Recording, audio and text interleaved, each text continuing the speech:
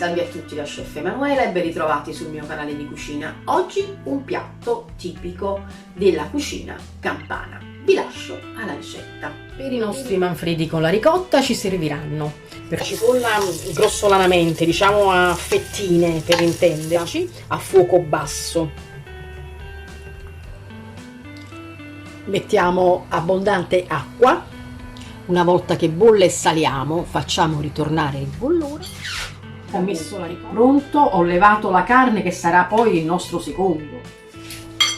Ho colato la pasta, sugo caldo.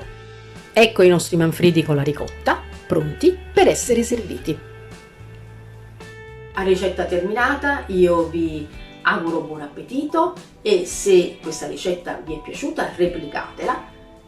Se vi è piaciuta lasciate un like.